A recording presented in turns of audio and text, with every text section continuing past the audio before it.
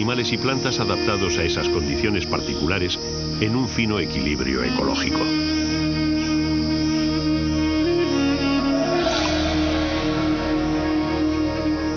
El aislamiento se convierte así en una fábrica de prototipos evolutivos independientes, criaturas especializadas en mundos aparte.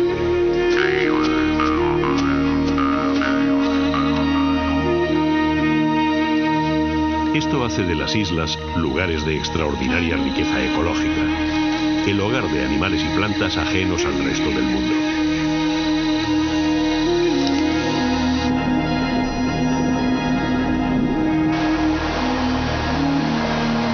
Pero esa misma especialización que hace únicos a los seres vivos de las diferentes islas tiene su lado negativo.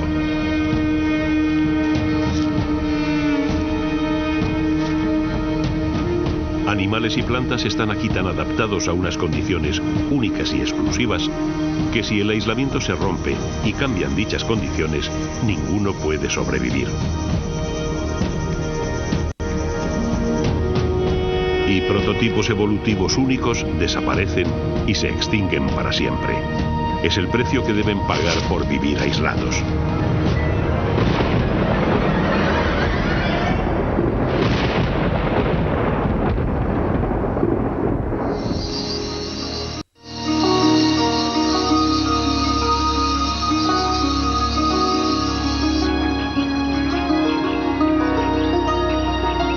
Este es Solitario George, la última tortuga gigante de la isla Pinta, en el archipiélago de las Galápagos.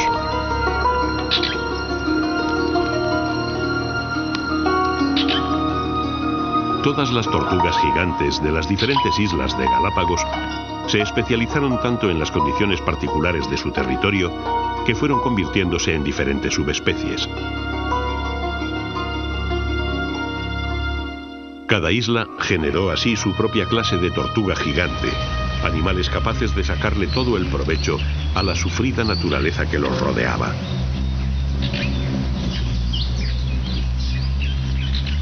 Cada subespecie se hizo con su reino privado.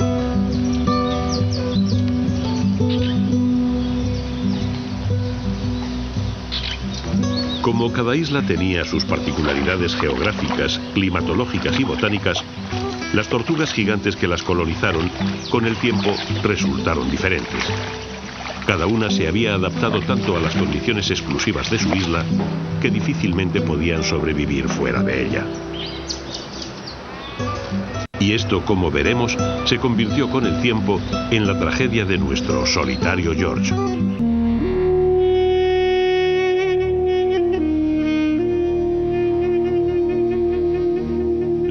Tipos de islas, aquellos que vimos en anteriores capítulos de la serie, tenían barreras infranqueables para la mayoría de las especies.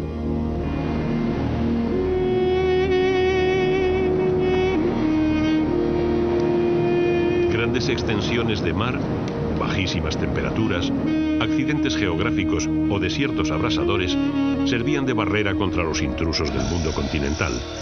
Animales más preparados por eras de competencia feroz que podrían causar daños irreparables en las frágiles ecologías insulares.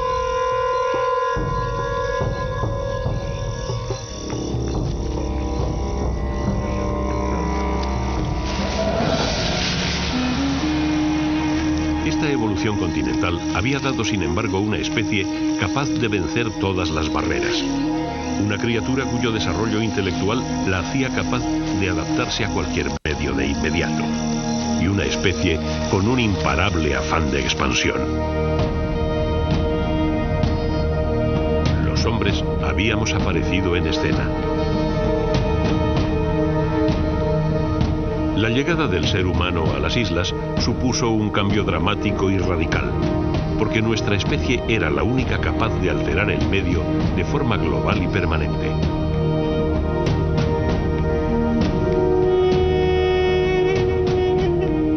El desarrollo cultural y técnico del ser humano iba a ser el factor determinante del final del aislamiento en todo el planeta.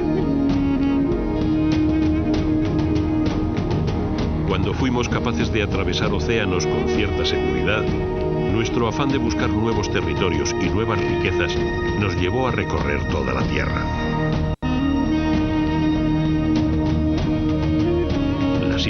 vidas, separadas del mundo desde su génesis, dejaron de serlo.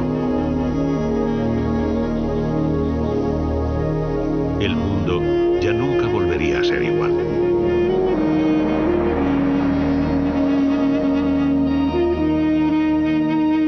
Este hombre, más preparado y expansivo que aquellos primeros saltadores de islas, trajo consigo una capacidad ilimitada de alterar el medio en el que se instalaba, transformándolo para su propio beneficio.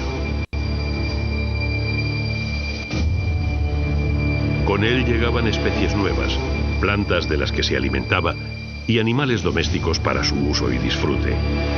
Eran otros invasores que llegaban de la mano del gran invasor. La llegada de los navegantes europeos a las Islas Galápagos supuso una agresión doble.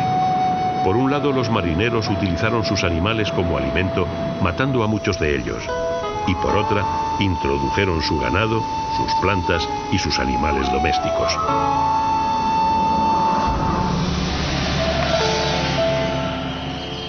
Los nuevos animales competían con la fauna endémica. Las zarzas desplazaron a la vegetación original. Las cabras, traídas para tener carne fresca disponible cuando los marineros volvían a las islas, arrasaron con muchas especies de plantas locales y se multiplicaron convirtiéndose en una peligrosa plaga.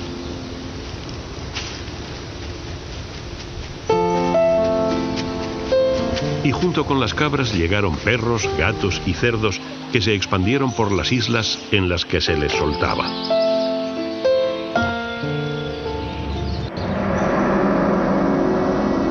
Los mismos marineros que soltaron perros, cerdos, gatos y cabras en las Galápagos se alimentaron de las especies isleñas, especialmente de las tortugas gigantes o galápagos, como las llamaron equivocadamente.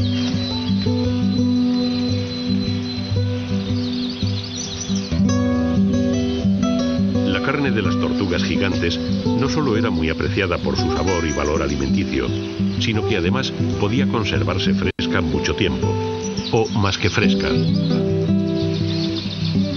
Estos gigantes podían sobrevivir meses en los barcos, permitiendo conservar su carne durante largas travesías. Así que muchas de ellas fueron capturadas en las distintas islas del archipiélago, extinguiendo algunas subespecies. Y esa fue precisamente la tragedia de nuestro solitario George.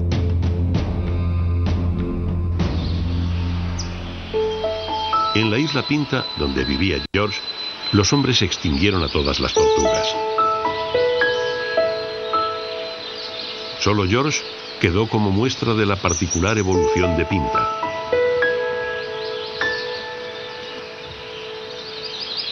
Hoy, con 70 años, George sigue soltero. Aún le queda una larga vida por delante, pero sin una hembra de Pinta, su estirpe está condenada a desaparecer.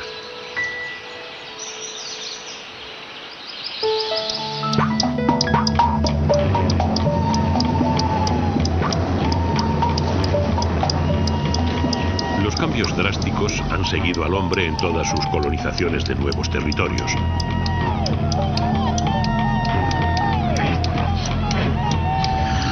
Y por supuesto también trajeron con ellos animales domésticos.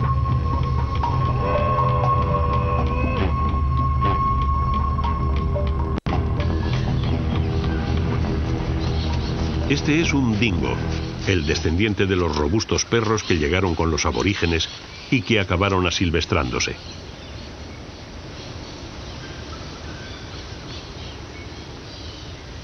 Cuando los dingos tomaron contacto con Australia, ningún mamífero euterio, los mamíferos más evolucionados que paren a sus crías ya formadas, poblaba la isla continente. Solo algunos marsupiales predadores, como el tilacino o tigre marsupial, competían con ellos en desventaja.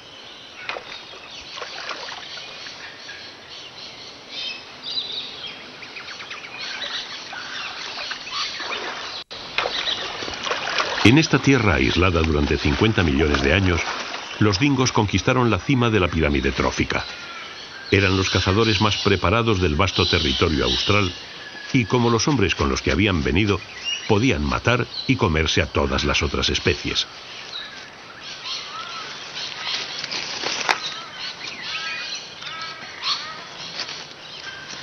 Cuando más de 60.000 años después los hombres volvieron a llegar a Australia, aborígenes y dingos eran ya parte de la naturaleza de la isla.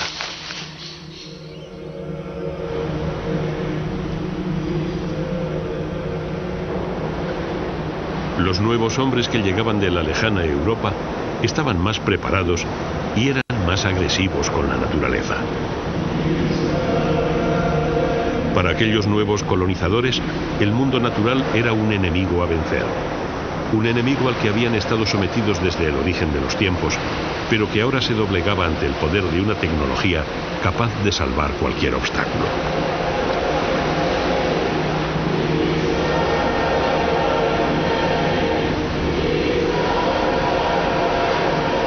Llegaban dispuestos a conquistar la tierra incógnita.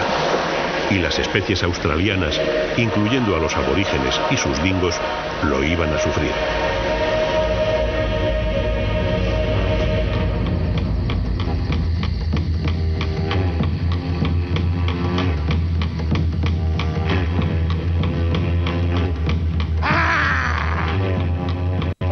En la tierra de Arnhem, en el extremo norte de Australia, un grupo de aborígenes canta a sus dioses ancestrales.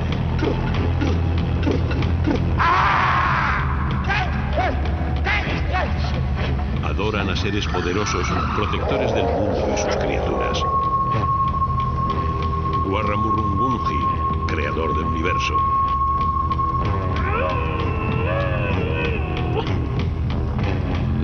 Namarkun, hacedor de la lluvia benefactora.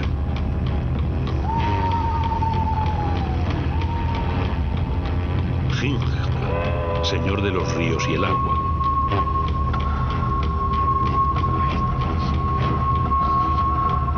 Ngaliot, artífice de la vida. Es parte de su universo, un mundo espiritual en el que están inmersos.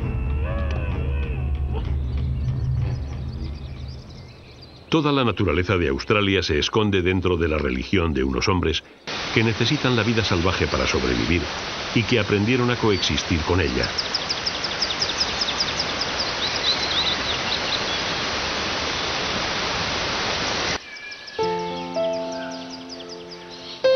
Al caer la tarde, unas mujeres Gagadhu cazan galápagos en las márgenes de una zona pantanosa dentro de la tierra de Arnhem, al norte de Australia.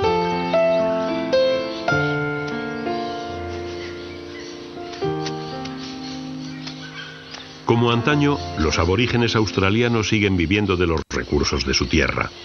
Pero su impacto en la naturaleza entra dentro del equilibrio del ecosistema. Llevan miles de años aquí y ya son parte del medio natural, como lo son los marsupiales, las aves o los galápagos que los Gagadhu cenarán esta noche.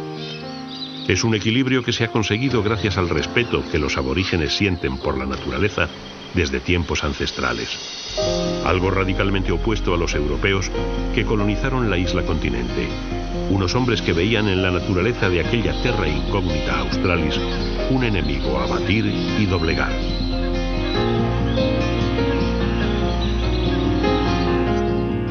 La colonización de los europeos supuso un cambio radical en el paisaje australiano. Los aborígenes fueron tratados como salvajes, seres inferiores a los que en el mejor de los casos se ignoraban.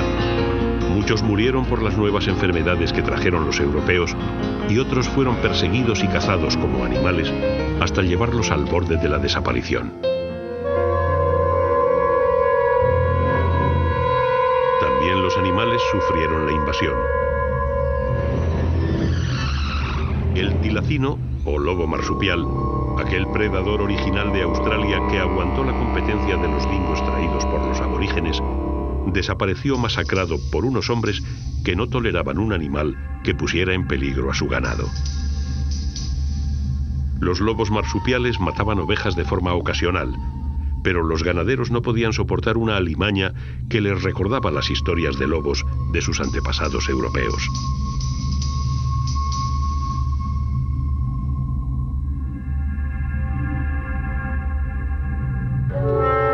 Se mataron en tal medida que incluso en Londres se pusieron de moda los chalecos hechos con el lomo rayado de los tilacinos.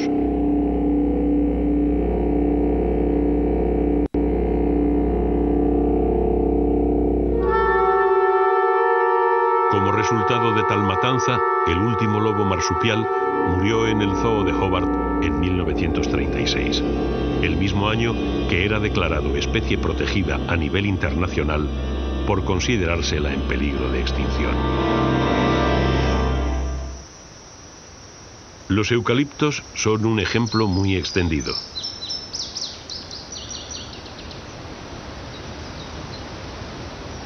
Los ingleses que colonizaron Australia lo consideraron un árbol fascinante. Era muy resistente a la sequía, daba sombra abundante, era decorativo, tenía usos medicinales y con su crecimiento rápido resultaba excelente para extraer madera y papel.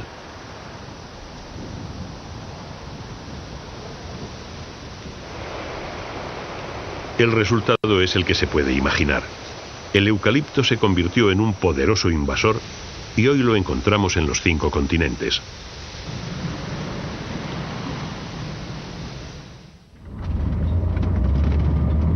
Todas las especies invasoras causaron estragos en la naturaleza original al romper el aislamiento. Y los siguen causando.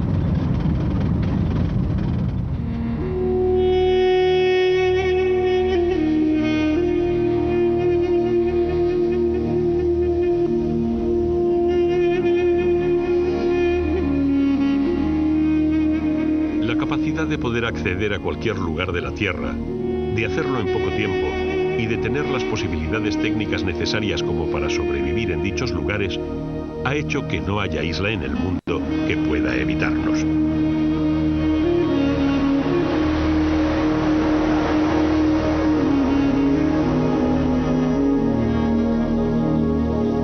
Los aislamientos de millones de años han ido cayendo uno tras otro.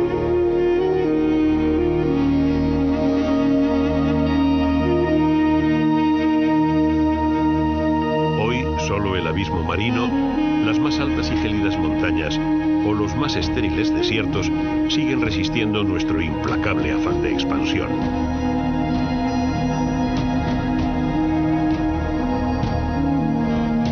Y aún así, en muchos de ellos, no dejamos de intentarlo.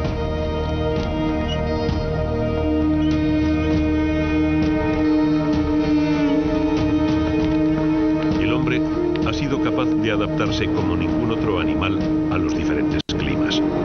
No importa el frío o calor extremos que podamos encontrar a nuestro paso.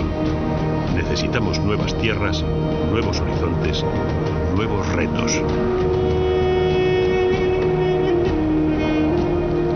Nos hemos convertido en los mayores invasores de la historia del planeta, afectando a todos los ecosistemas y a todos los seres vivos de la Tierra, incluyendo a nuestra propia especie.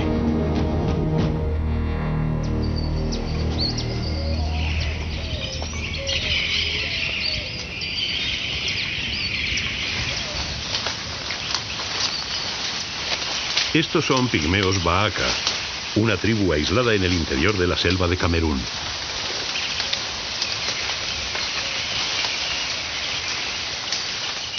En sus orígenes, los pigmeos surgieron de tribus que huían del azote de los pueblos del norte, más fuertes y preparados.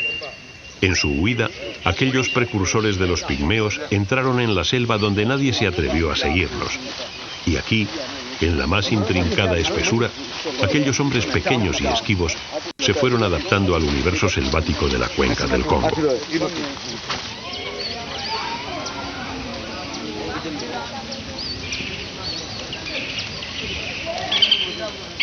Hoy, los pigmeos son parte de la selva ecuatorial africana.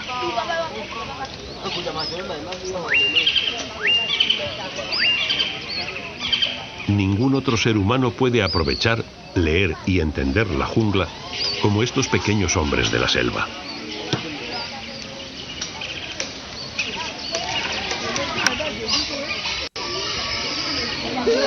A pesar de su tamaño, los pigmeos aprendieron a cazar todas las especies de la selva, incluyendo a los elefantes, a obtener medicinas de árboles y plantas, a recolectar los frutos y vegetales comestibles y a cosechar diferentes productos elaborados por los insectos, productos que, como la miel, completaban su alimentación.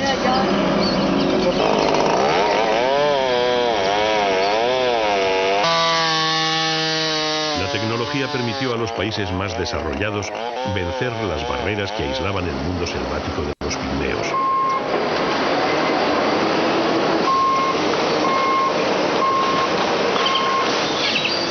Hoy, las madereras y las industrias dedicadas a la minería han roto el aislamiento de millones de años.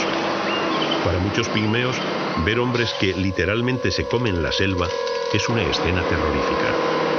Pero no para todos. A las nuevas generaciones siempre les han atraído las manifestaciones de fuerza y poder. Y estas lo son de una forma determinante.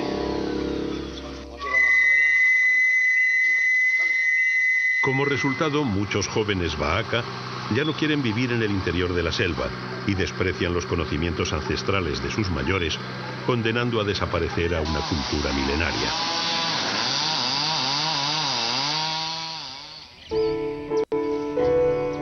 Los pigmeos no saben escribir, y todo el conocimiento de miles de años en el interior de la selva se transmite en las familias oralmente de generación en generación. Sin jóvenes que sigan las costumbres ancestrales, este conocimiento, en el que se incluyen las propiedades medicinales de cientos de plantas de la selva, se pierde para siempre. Y es algo que está sucediendo con las últimas culturas tribales de todo el mundo.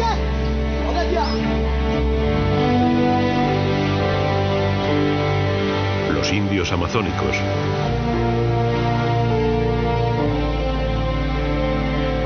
los papúes de Nueva Guinea, los habitantes de las regiones boreales,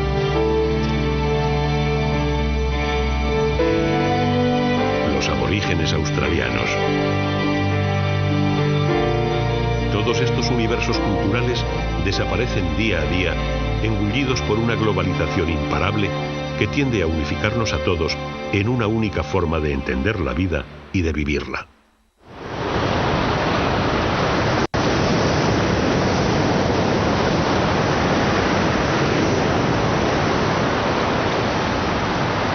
Los arrecifes coralinos son una barrera de seguridad para las costas e islas que se encuentran a sus espaldas.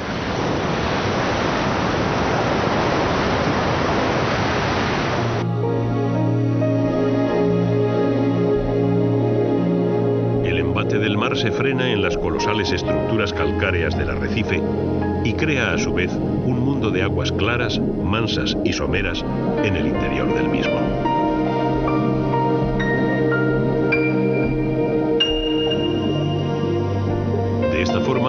Las barreras coralinas no solo protegen las costas de la erosión del mar, sino que crean uno de los ecosistemas más ricos y diversos del mundo.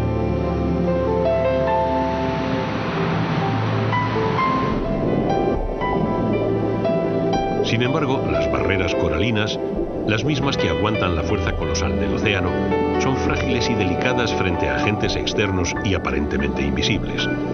El calor es uno de ellos.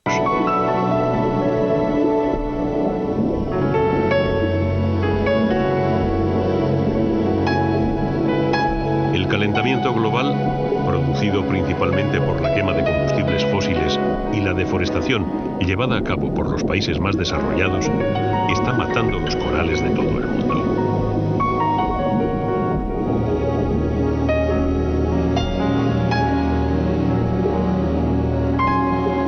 Las poderosas barreras se forman por la unión de los esqueletos calcáreos de millones de pólipos coralinos.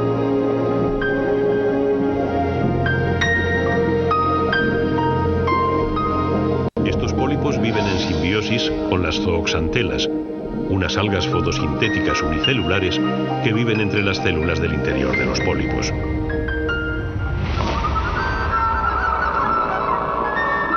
En una excelente relación simbiótica, las zooxantelas aprovechan los productos residuales del pólipo y a cambio le proporcionan la mayor parte de su nutrición, aportando compuestos solubles de carbono orgánico. Como consecuencia, este aporte permite al pólipo aumentar 3 o 4 veces su capacidad de segregar carbonato cálcico y así desarrollar su esqueleto mucho más rápido. Es, además, la forma que tiene el arrecife para crecer y reparar sus estructuras dañadas.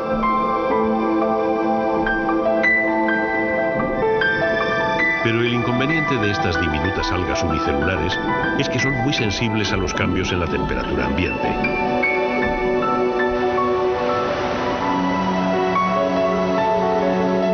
La temperatura óptima para el crecimiento del coral se sitúa entre 26 y 27 grados centígrados.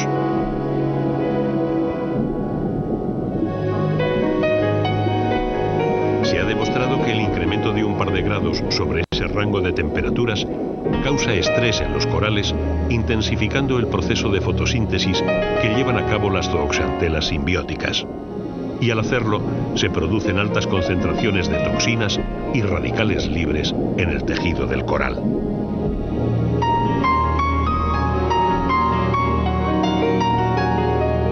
Entonces los pólipos expelen de forma activa las zooxantelas, provocan una decoloración de los pólipos y el coral muere.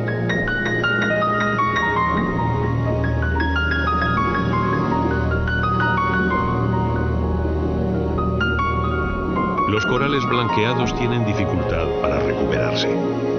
Un arrecife puede tardar varios años en lograrlo o morir.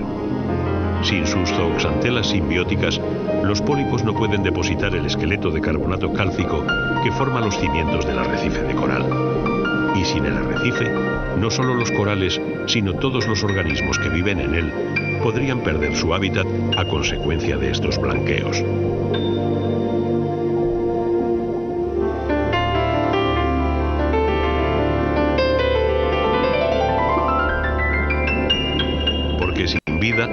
La estructura de carbonato cálcico de los arrecifes se pierde debido a la erosión del mar abierto.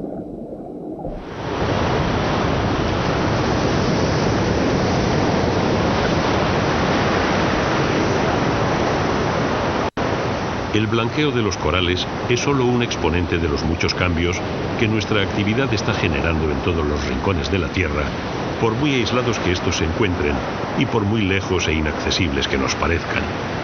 Porque nuestra huella se ha extendido ya por todo el planeta.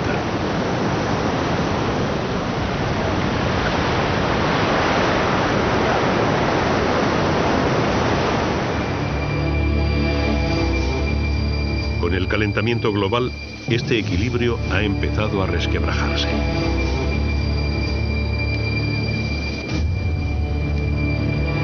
Los cambios en la temperatura de la atmósfera alteran patrones que tardaron en engranarse millones de años. Y que ya no dará tiempo a que vuelvan a engranar.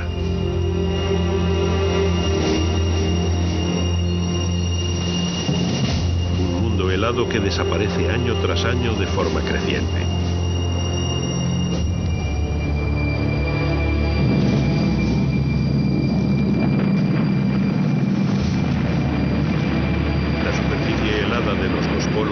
Se está derritiendo. Esto puede resultar tan solo una curiosidad, incluso algo positivo teniendo en cuenta lo inhóspito de los casquetes polares, pero al derretirse se está rompiendo un engranaje que nos afecta a todos. Poco a poco todo el ciclo se está desajustando. El hielo desaparece en el casquete polar, condenando a muerte a los osos polares. Las aves migran antes de que los insectos de los que se alimentan hayan eclosionado, perdiendo así sus puestas. La vegetación madura cuando las especies que se alimentan de ella aún están hibernando. Los animales están desconcertados. Las leyes invariables de su mundo están empezando a cambiar. Es el final del aislamiento.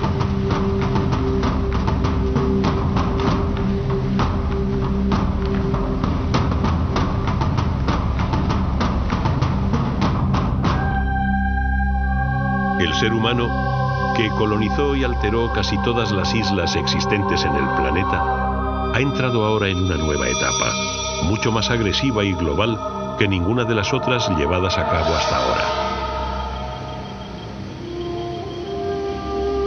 El cambio del clima es un cambio a escala global, un cambio que afecta a todo el planeta y, por tanto, a todos los seres vivos que vivimos en él.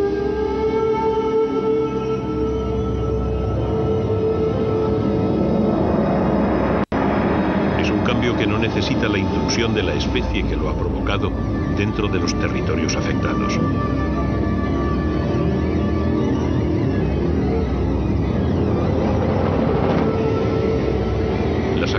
emprendemos en nuestras ciudades, en nuestros países desarrollados y prósperos, afectan a regiones vírgenes de la Tierra, situadas a millares de kilómetros de distancia.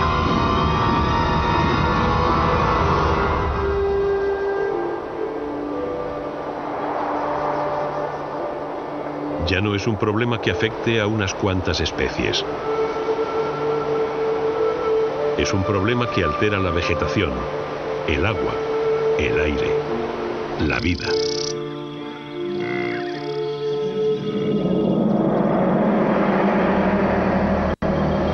Hemos movido los engranajes de un mecanismo que apenas hemos empezado a conocer, con una codicia suicida por obtener de la naturaleza todos sus recursos. Y por primera vez, una isla que parecía inexpugnable y eterna se ha puesto en peligro. Es la isla de las islas, aquella con la que comenzábamos la serie, nuestra única casa, la Tierra.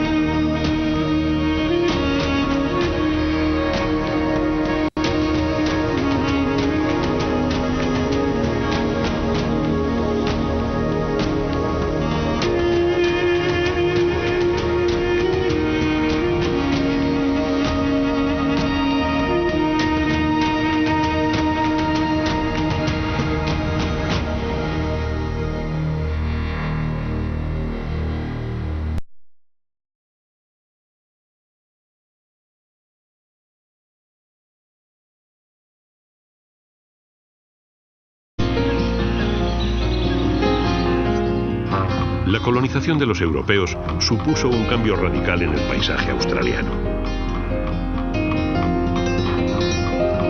Los aborígenes fueron tratados como salvajes, seres inferiores a los que en el mejor de los casos se ignoraban. Muchos murieron por las nuevas enfermedades que trajeron los europeos y otros fueron perseguidos y cazados como animales hasta llevarlos al borde de la desaparición. También los animales sufrieron la invasión. El tilacino, o lobo marsupial, aquel predador original de Australia que aguantó la competencia de los dingos traídos por los aborígenes, desapareció masacrado por unos hombres que no toleraban un animal que pusiera en peligro a su ganado. Los lobos marsupiales mataban ovejas de forma ocasional, pero los ganaderos no podían soportar una alimaña que les recordaba las historias de lobos de sus antepasados europeos.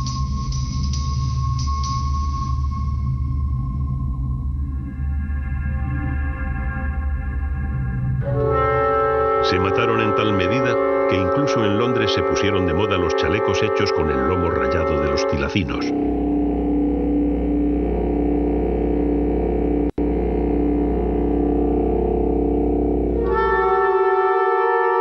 Como resultado de tal matanza, el último lobo marsupial murió en el zoo de Hobart en 1936, el mismo año que era declarado especie protegida a nivel internacional por considerársela en peligro de extinción. Los eucaliptos son un ejemplo muy extendido.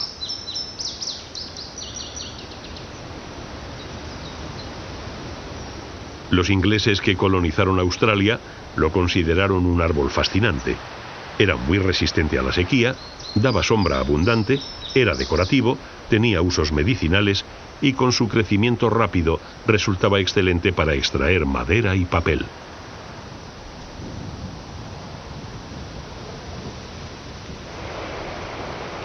El resultado es el que se puede imaginar. El eucalipto se convirtió en un poderoso invasor y hoy lo encontramos en los 5 continentes.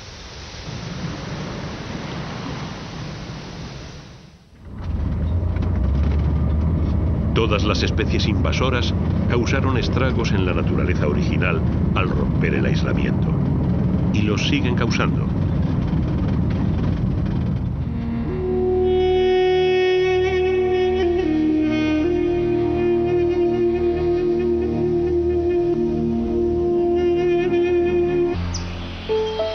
En la isla Pinta, donde vivía George, los hombres extinguieron a todas las tortugas.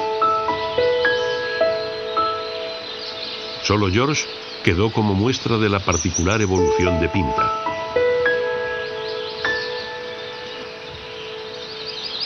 Hoy, con 70 años, George sigue soltero.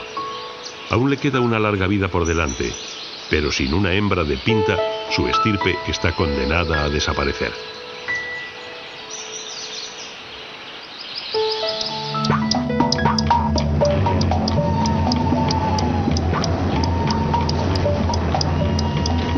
Los cambios drásticos han seguido al hombre en todas sus colonizaciones de nuevos territorios.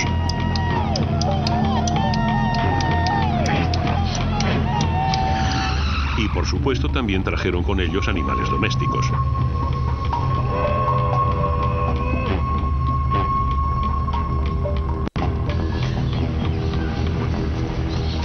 Este es un dingo, el descendiente de los robustos perros que llegaron con los aborígenes y que acabaron asilvestrándose.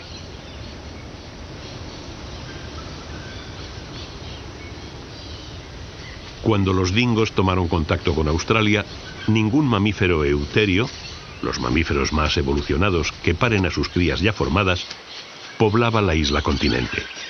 Solo algunos marsupiales predadores, como el tilacino o tigre marsupial, competían con ellos en desventaja.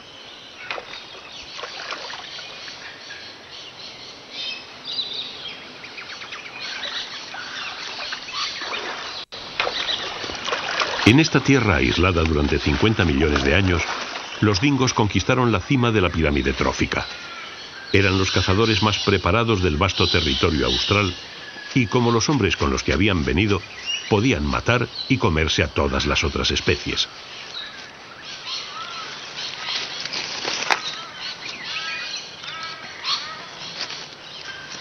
Cuando más de 60.000 años después los hombres volvieron a llegar a Australia, aborígenes y dingos eran ya parte de la naturaleza de la isla.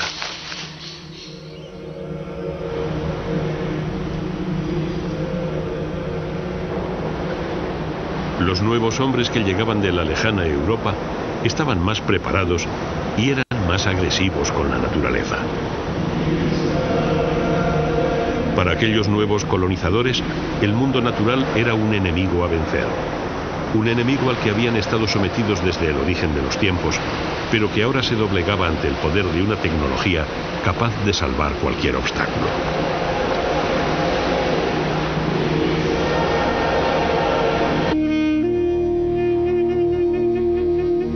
Los diferentes tipos de islas, aquellos que vimos en anteriores capítulos de la serie, tenían barreras infranqueables para la mayoría de las especies.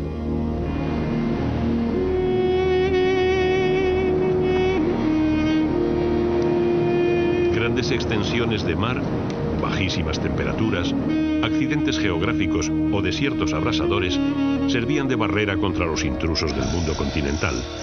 Animales más preparados por eras de competencia feroz que podrían causar daños irreparables en las frágiles ecologías insulares.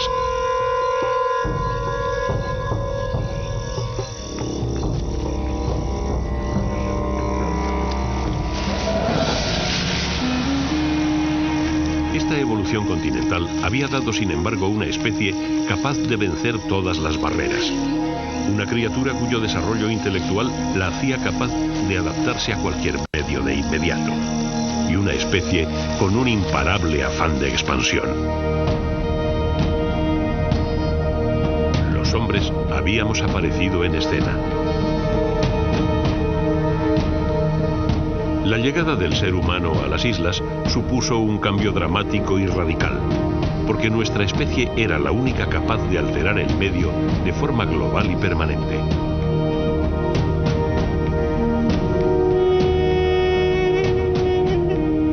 El desarrollo cultural y técnico del ser humano iba a ser el factor determinante del final del aislamiento en todo el planeta. Cuando fuimos capaces de atravesar océanos con cierta seguridad, nuestro afán de buscar nuevos territorios y nuevas riquezas nos llevó a recorrer toda la Tierra. Las islas perdidas, separadas del mundo desde su génesis, dejaron de serlo. El mundo ya nunca volvería a ser igual.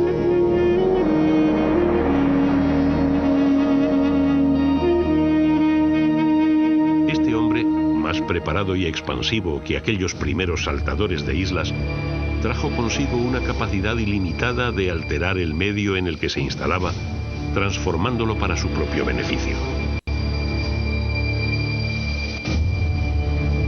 Con él llegaban especies nuevas, plantas de las que se alimentaba y animales domésticos para su uso y disfrute. Eran otros invasores que llegaban de la mano del gran invasor. La llegada de los navegantes europeos a las Islas Galápagos supuso una agresión doble. Por un lado, los marineros utilizaron sus animales como alimento, matando a muchos de ellos. Y por otra, introdujeron su ganado. Los mismos marineros que soltaron perros, cerdos, gatos y cabras en las Galápagos se alimentaron de las especies isleñas, especialmente de las tortugas gigantes o galápagos, como las llamaron equivocadamente.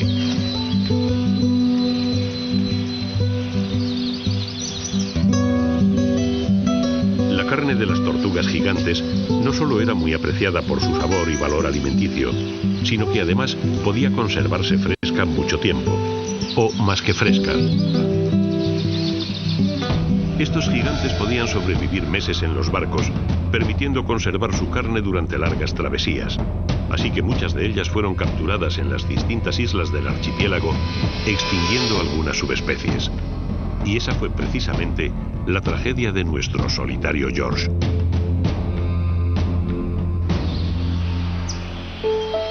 En la isla Pinta, donde vivía George, los hombres extinguieron a todas las tortugas.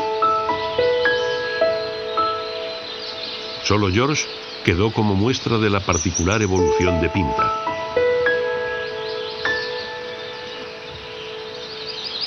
Hoy, con 70 años, George sigue soltero. Aún le queda una larga vida por delante, pero sin una hembra de Pinta, su estirpe está condenada a desaparecer.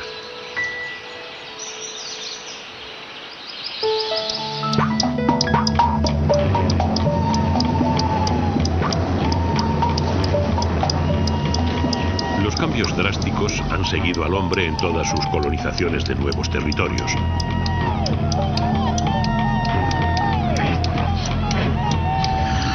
Y por supuesto también trajeron con ellos animales domésticos.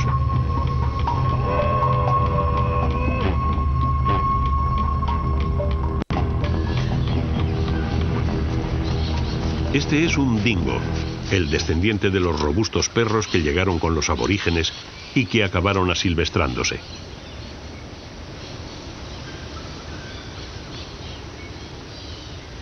Cuando los dingos tomaron contacto con Australia, ningún mamífero euterio, los mamíferos más evolucionados que paren a sus crías ya formadas, poblaba la isla continente. Solo algunos marsupiales predadores, como el tilacino o tigre marsupial, competían con ellos en desventaja.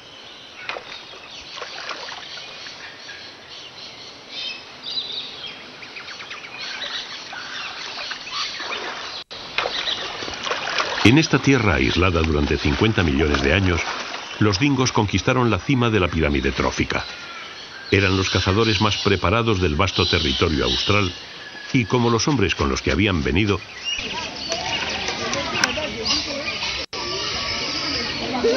a pesar de su tamaño, los pigmeos aprendieron a cazar todas las especies de la selva, incluyendo a los elefantes, a obtener medicinas de árboles y plantas, a recolectar los frutos y vegetales comestibles y a cosechar diferentes productos elaborados por los insectos, productos que, como la miel, completaban su alimentación.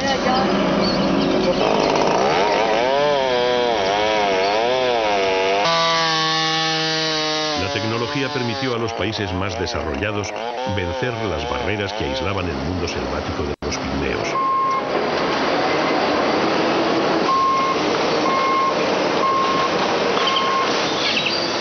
Hoy, las madereras y las industrias dedicadas a la minería han roto el aislamiento de millones de años.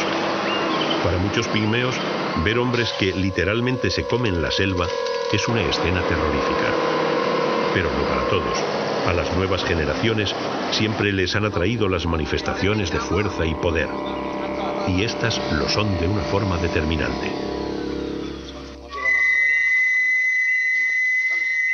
Como resultado, muchos jóvenes Bahaka ya no quieren vivir en el interior de la selva y desprecian los conocimientos ancestrales de sus mayores, condenando a desaparecer a una cultura milenaria.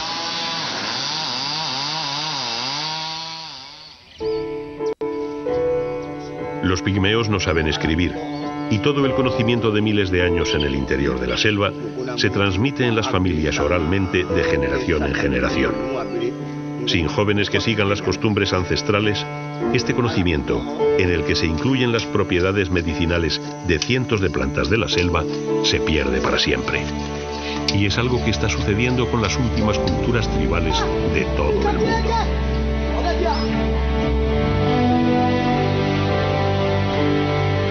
Los indios amazónicos,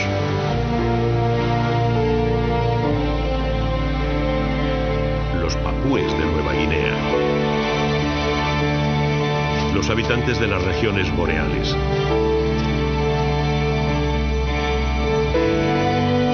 los aborígenes australianos.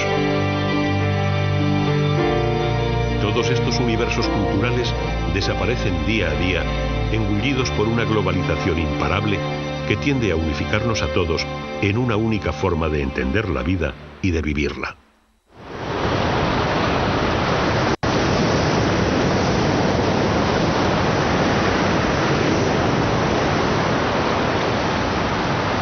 Los arrecifes coralinos son una barrera de seguridad para las costas e islas que se encuentran a sus espaldas. Porque sin vida, la estructura de carbonato cálcico de los arrecifes se pierde debido a la erosión del mar abierto.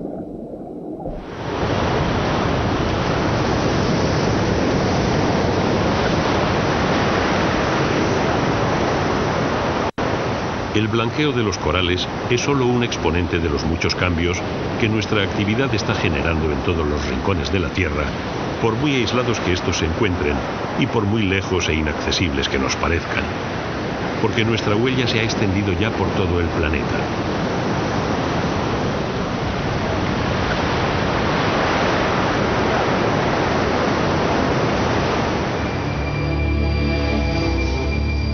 Con el calentamiento global, este equilibrio ha empezado a resquebrajarse.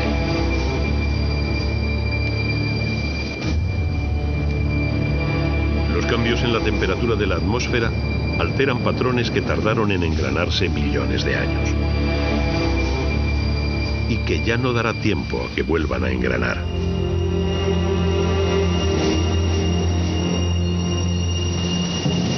Un mundo helado que desaparece año tras año de forma creciente.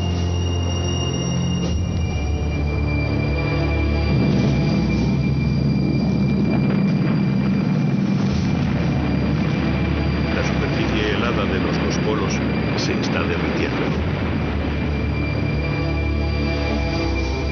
Esto puede resultar tan solo una curiosidad, incluso algo positivo teniendo en cuenta lo inhóspito de los casquetes polares, pero al derretirse se está rompiendo un engranaje que nos afecta a todos. Poco a poco todo el ciclo se está desajustando.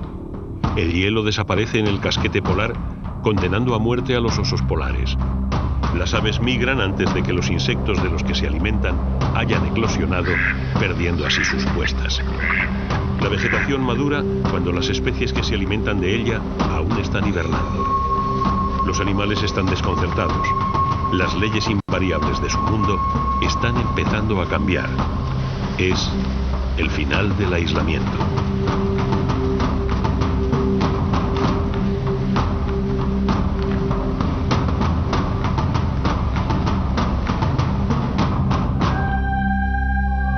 El ser humano que colonizó y alteró casi todas las islas existentes en el planeta, ha entrado ahora en una nueva etapa, mucho más agresiva y global que ninguna de las otras llevadas a cabo hasta ahora.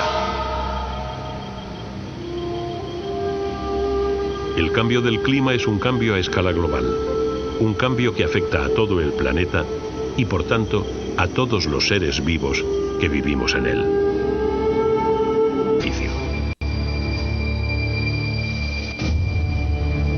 Con él llegaban especies nuevas, plantas de las que se alimentaba y animales domésticos para su uso y disfrute. Eran otros invasores que llegaban de la mano del gran invasor. La llegada de los navegantes europeos a las Islas Galápagos supuso una agresión doble. Por un lado, los marineros utilizaron sus animales como alimento, matando a muchos de ellos. Y por otra, introdujeron su ganado, sus plantas y sus animales domésticos.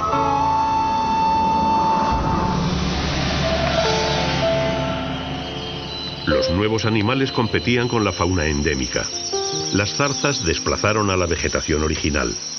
Las cabras, traídas para tener carne fresca disponible cuando los marineros volvían a las islas, arrasaron con muchas especies de plantas locales y se multiplicaron convirtiéndose en una peligrosa plaga.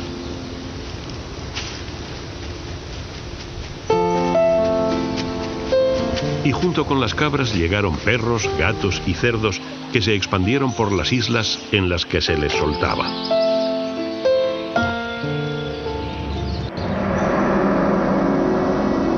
Los mismos marineros que soltaron perros, cerdos, gatos y cabras en las Galápagos se alimentaron de las especies isleñas, especialmente de las tortugas gigantes o galápagos, como las llamaron equivocadamente.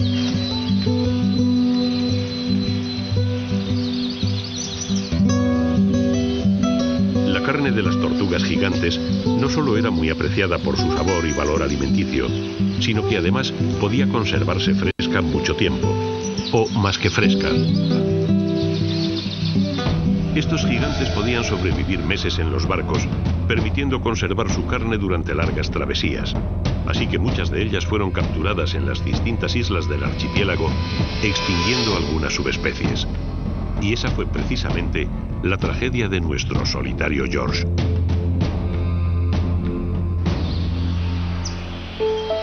En la isla Pinta, donde vivía George, los hombres extinguieron a todas las tortugas. Solo George quedó como muestra de la particular evolución de Pinta.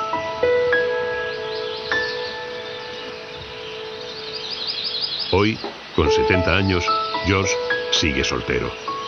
Aún le queda una larga vida por delante, pero sin una hembra de Pinta, su estirpe está condenada a desaparecer.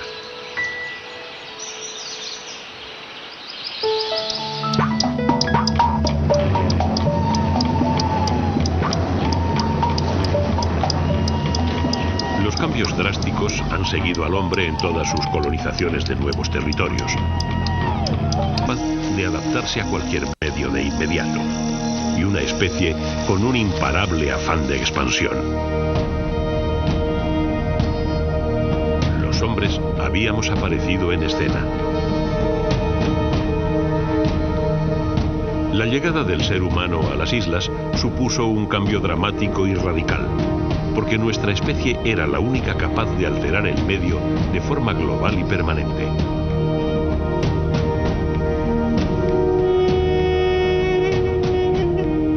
El desarrollo cultural y técnico del ser humano iba a ser el factor determinante del final del aislamiento en todo el planeta. Cuando fuimos capaces de atravesar océanos con cierta seguridad, nuestro afán de buscar nuevos territorios y nuevas riquezas nos llevó a recorrer toda la Tierra. Las islas perdidas, separadas del mundo desde su génesis, dejaron de serlo. El mundo ya nunca volvería a ser igual.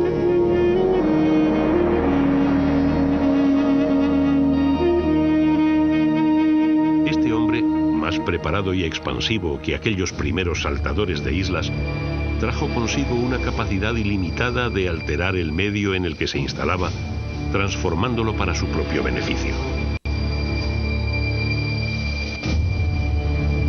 Con él llegaban especies nuevas, plantas de las que se alimentaba y animales domésticos para su uso y disfrute.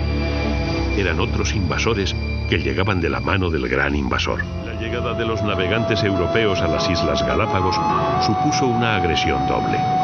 Por un lado, los marineros utilizaron sus animales como alimento, matando a muchos de ellos. Y por otra, introdujeron su ganado, sus plantas y sus animales domésticos.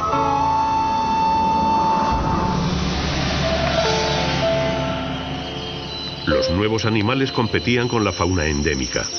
Las zarzas desplazaron a la vegetación original. Las cabras, traídas para tener carne fresca disponible cuando los marineros volvían a las islas, arrasaron con muchas especies de plantas locales y se multiplicaron convirtiéndose en una peligrosa plaga.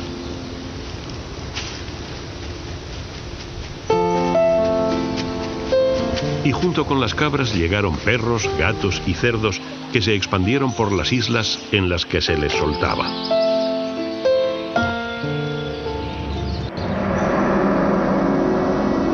Los mismos marineros que soltaron perros, cerdos, gatos y cabras en las Galápagos se alimentaron de las especies isleñas, especialmente de las tortugas gigantes o galápagos, como las llamaron ellos.